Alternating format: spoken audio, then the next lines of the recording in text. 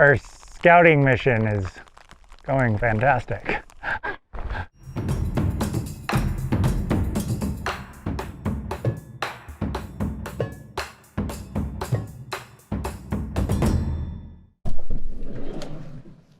Well, buenos dias. We're here in Revelstoke, BC, at the base of Revelstoke Mountain Resort. The line we are going for is called the Comstock Couloir. It's way up there on Rogers Pass. The crux of this line, well, it's super remote, super deep, and incredibly challenging. It was first skied in 2008 by the local legend Greg Hill and 5 others. And Greg, otherwise known as 2 Mil Greg Hill, is a total crusher. The 2 mil stands for 2 million vertical feet in a year, which if you do the math is about 4,500 vert per day for 365 days. So again, he's a crusher. With that, I have some questions for Greg. I want to know why he put this in the book, since he's the guy that wrote the little piece about it, and just get some bait on the line. So let's go talk to Greg. What's the Comstock? What is the Comstock? It's one of the 50 classic lines in your book. Yeah, that is true. That is true. Well, why'd you ski it and why'd you put it in the book? Like, what makes it a classic? Comstock is this incredible couloir that comes off Mount Dawson. Mount Dawson's the second highest in the Selkirks, 11,000 plus foot peak, and it's got this 3,000 foot couloir that comes off of it. So it's just this remote, incredible couloir that kind of floats behind Rogers Pass. I think we put it in the book because it really captured what was happening in Rogers Pass at the time, this evolution of ski mountaineering and how all these bigger lines were getting done. And what's the most difficult part about it? Just really deep in the Selkirks, so you've got to get back to it. I mean, we did it in one push from the road, and it was over 11,000 feet of vertical to get to it. And then we camped back there, but yeah, it's just deep, it's inaccessible, and there's a lot of complex terrain you've got to get through to get to it. The Golden guys did it in 2 nights, and I think that was definitely the better way to do it. You get over there, you get to relax and enjoy some of the time back there, and then you go the next morning, and then again, you spend another night there looking up at it afterwards, and I think that's the way to do it.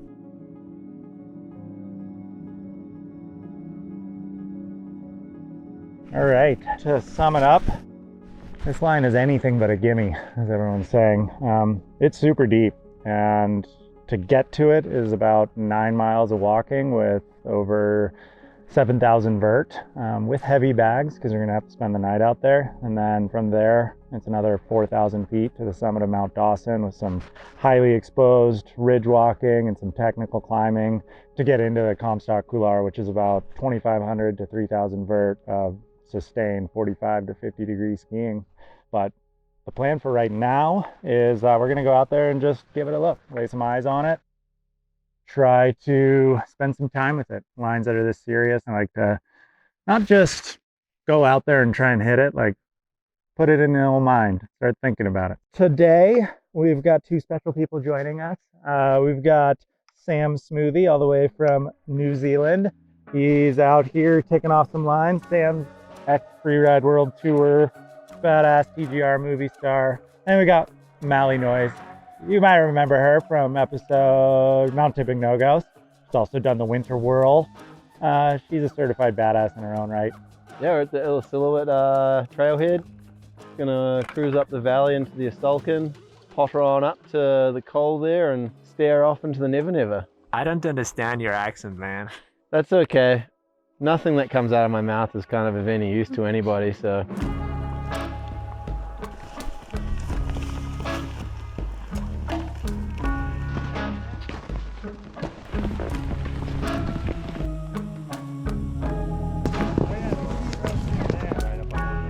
Which I think we go to to the hut, to the right of the hut. Because this would be the valley. Oh yeah. It's kind of burning. I don't know if it's gonna burn enough to look across a huge valley and a half to see Mount Dawson. That's big mountains and bad weather. So much for that clearing. Snowing again. I feel like we need to talk to some people about the weather this year. Like, what the hell is going on with it? Sunny for a moment and then dumping snow is not big line hunting season. We're just below Asulkin Pass, which was kind of where we wanted to go. The weather windows are very short right now. I think you still get to know like the terrain, because this is still like the approach to getting into the Comstock. Somewhere over there is Comstock. Our scouting mission is going fantastic. Go back to the drawing board, ask some people. Be back down to the valley, I think.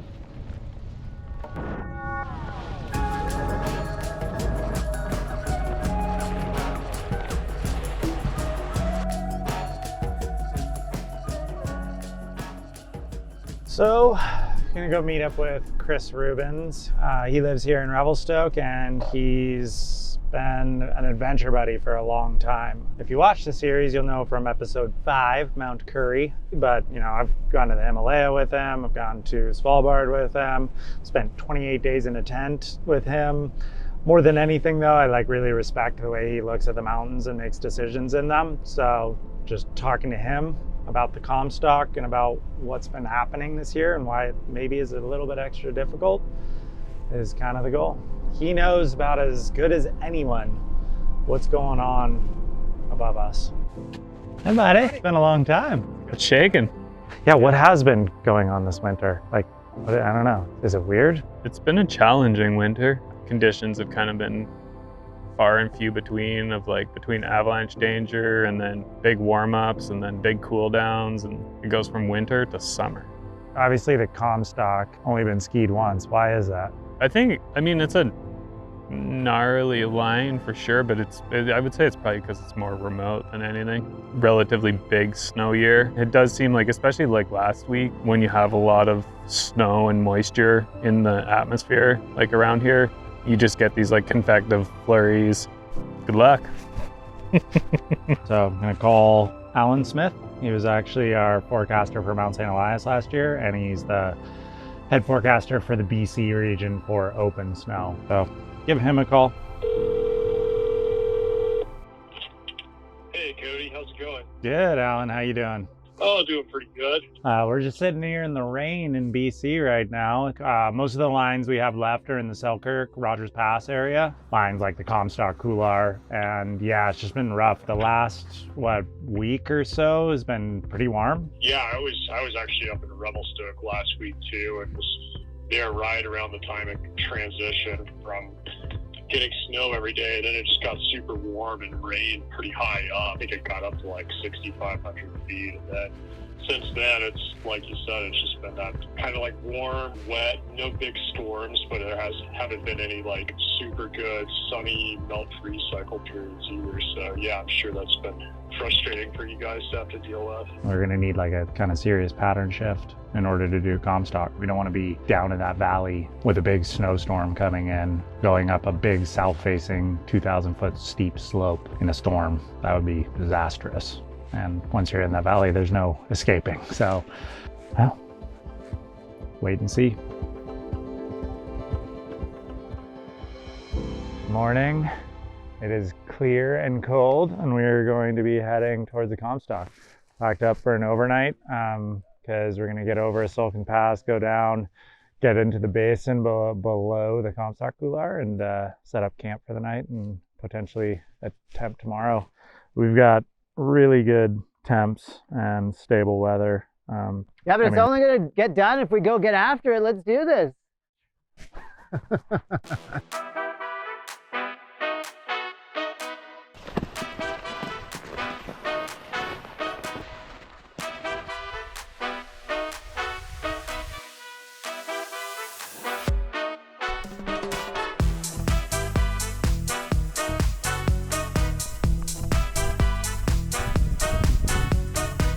Definitely, as you can see, got a little bit of a wind dapple everywhere. There's definitely some wind slabs.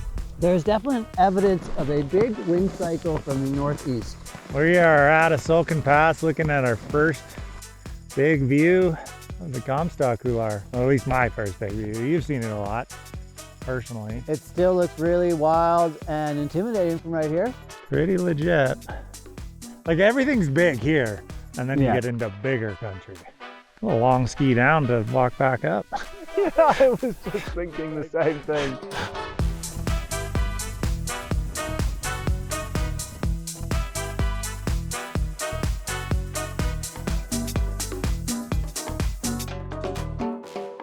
story of the year has been cornices are big and a bit fragile this year, but compared to in the past, super far away, but. It's a big cornice, but it's not a massive cornice. Yeah. But yeah, I mean, you're underneath it, it's scary. Yeah, totally. Because it goes down the gully that is the Comstock Couloir. I've always said couloirs are the butthole of a mountain where everything funnels through. We're in a valley and there's big avalanches over there. There's big ass mountains over there. Somewhere up there we're gonna put a tent.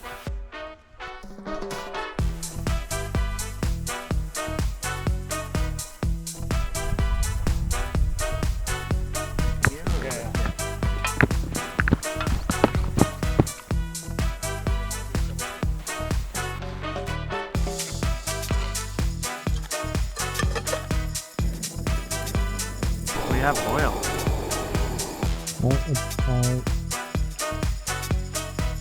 Well, the sun has gone down. It's officially getting chilly. Time to hit the hay. Yeah, 7:30. That's what I love about winter camping. I get to go to bed so early. I get distracted by phones and TV and other stuff, and I don't go to bed till late. I like going to bed early. It's so nice. Sleep well. Sleep well. Wake up at 4:30.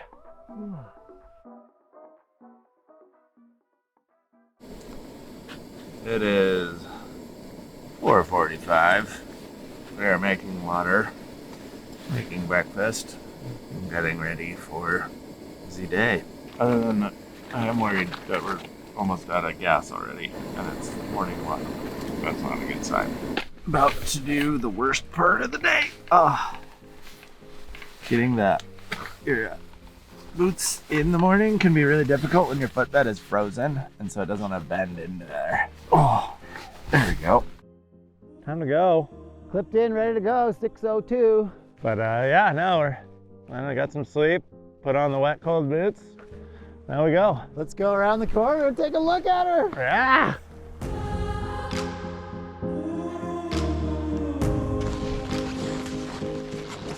Well, Greg, where are we at? We're just getting a better and better view of the Comstock and trying to figure out which way we're gonna go. Right now we're kind of at that like, oh my God, that looks really scary stage, and hopefully it decreases at some point. I mean, it's really hard to tell on that cornice right now, but that thing does look terrifying. The whole thing looks terrifying. You can see a good little like defined shadow line under it. Like it's definitely not. Yeah. It definitely looks overhung from here to me.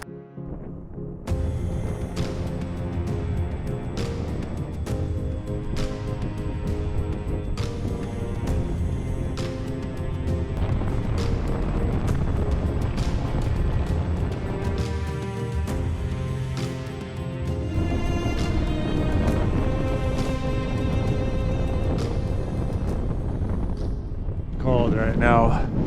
Ripping winds.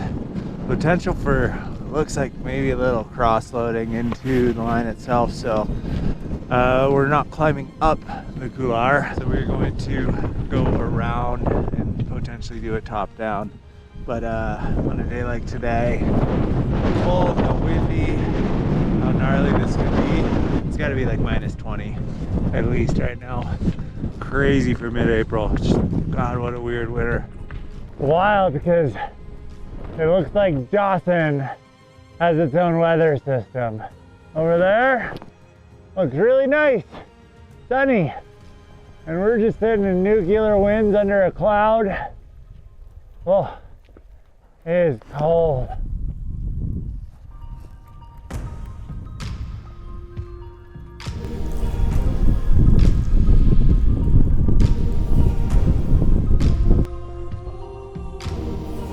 A little slick right here.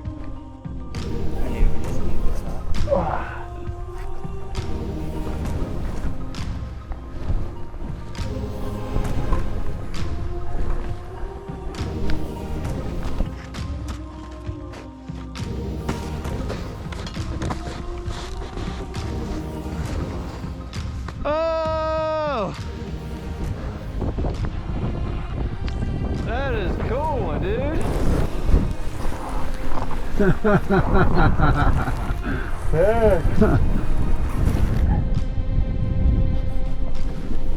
Greg, tell me again where we at? I believe it's called Twisted Rock. We're We're pretty high up now, 1,300 meters in, and it's where we drop down a little bit and get onto the North Selwyn Glacier, I would say it's called. Yeah, it's just definitely questionable weather right now. I'd love to get a weather report. 10% chance of precipitation throughout the day. 5 knot gusts from the northeast. Slight chance of heavy snow, it says. 65% humidity. It's minus 16 right now. So has it changed though? Because it didn't look that bad. No, but there's always been these little pulses. It's just really unstable. When you get these big peaks, Dawson, which is, I don't know, 2nd, 3rd, 4th highest peak, some high peak. We don't know the number. It just starts to collect its own weather. Well, I think we got to give it an honest window here to give it a chance to give us something. Yeah, I agree. I can see the next 1,000 feet up, but I can't see anything beyond that. Definitely low clouds coming from the east that are not telling us good things. Definitely cloudy to the northeast where all these clouds are coming from. And it's definitely not all green. Totally. I mean, the fact of like climbing it with this amount of winds, it looked, like you're saying, there's not a ton of fetch, but there's enough slough moving on there where you're like, could be dicey to climb it.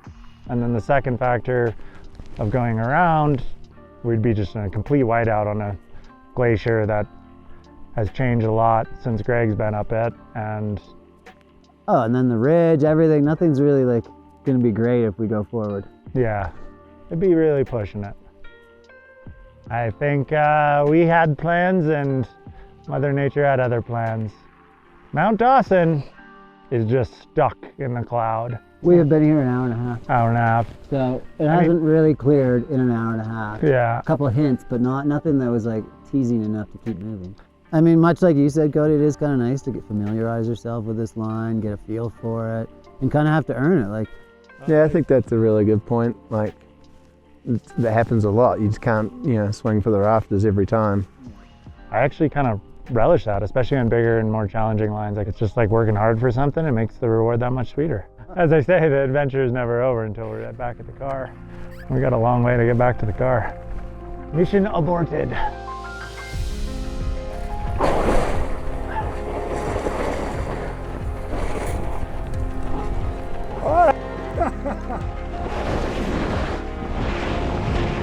You could do it, but it's just not today. So, let's go back to camp, warm up, make our way out of here. Whoa.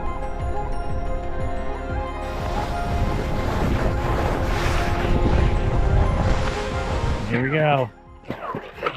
Big ass climb to get to the top. Nothing like gully skinning. The only reason we're in a gully is it's definitely cold enough nothing is going to move on the south face. Well, Comstock has significantly better weather. It's starting to show herself again. But it's one thing I like to say is it's not thinking in the terms of like, oh no, we could have done it, we should have done it. To me, it's more the mountain saying like, no, I'm here, I'll be here, ready for you when you get back.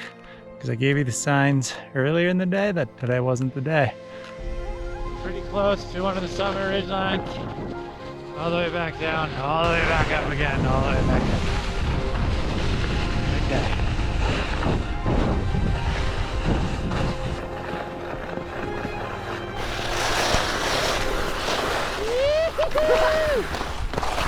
Wow! I kind of find the skier cross at the end the funnest part of every day. That's quite sporty with an extra 30 on. It's fun. We got Holland. We did it.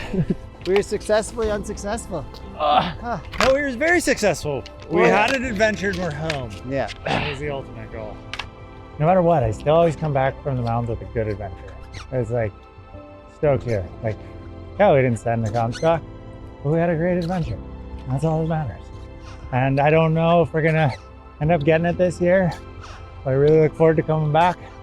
I'm parched. Oh my God. So yeah, definitely. Cheers, boys. Yeah. Cheers, great adventure. Yeah.